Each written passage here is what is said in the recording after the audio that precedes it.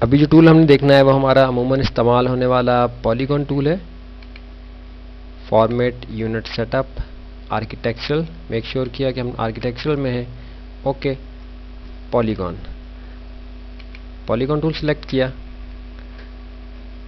अभी सिर्फ इसकी डेफिनेशन हम यहाँ ले रहे हैं। आप देख रहे हैं कि ये बिल्कुल सिंपल नहीं है, थोड़ी सी कॉम्प्लेक्स है निस्बतन पहले जो हमने शेप्स डिफाइन की उनकी निस्बत, लेकिन जाहिर है कि अभी हम समझना इसको शुरू करें, इंशाल्लाह आसानी से समझ में आ जाएगी।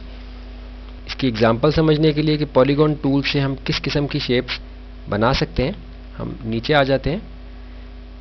आप ये देख रहे हैं कि सारी शेप्स पॉलीगॉन टूल के ज़रिए से बनाई गई हैं।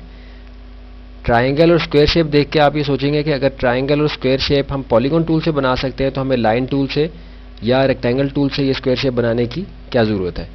तो ये डिपेंड करता है आपकी रिक्वायरमेंट पे कि किस तरह का प्रोजेक्ट आप कर रहे हैं। इसमें जो चीज़ आपकी नोट करने की है वो ये है कि इन सारी शेप्स के साइड्स के जो सेगमेंट्स हैं वो बिल्कुल बराबर हैं। आप देखिए कि ट्रायंगल की तीनों साइड्स बराबर हैं, स्क्वायर की चारों साइड्स बराबर हैं। इसी तरह इस शेप की आप देख रहे हैं कि पांचों साइड, इस शेप में हम 6 साइड्स देख रहे हैं, यहाँ 7 हैं और यहाँ 8 साइड्स हैं। इसी तरह ज़ाहिर है कि साइड्स अगर हम बढ़ाते जाएंगे इसकी तो ये ऑलमोस्ट बिल्कुल राउंड शेप हमारी यहाँ बन जाएगी। समझने का मकसद ये है कि पॉलीगॉन टूल के ज़रिए से जो शेप हम डिफाइन करते हैं उसमें मिनिमम जो सेगमेंट्स हम दे सकते हैं लाइन के वो 3 है। यानी मिनिमम जो शेप हमारे पास आएगी वो ट्राइंगल आएगी, क्योंकि ट्राइंगल शेप में से अगर एक सेगमेंट हम कम कर दें तो जाहिर है कि वो कोई शेप नहीं रह जाती।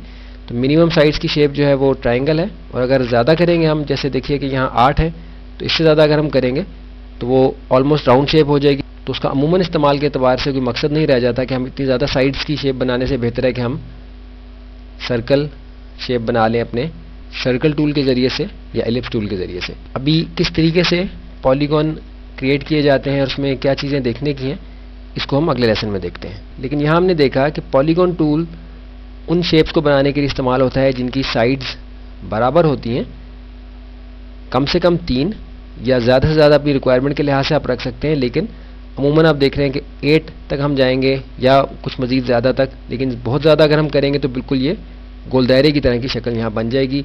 इसलिए अपनी ज़रूरत के एतबार से आप इसको इस्तेमाल कर सकते हैं। इसके इस्तेमाल का तरीका भी हम आगे चल के देखते हैं।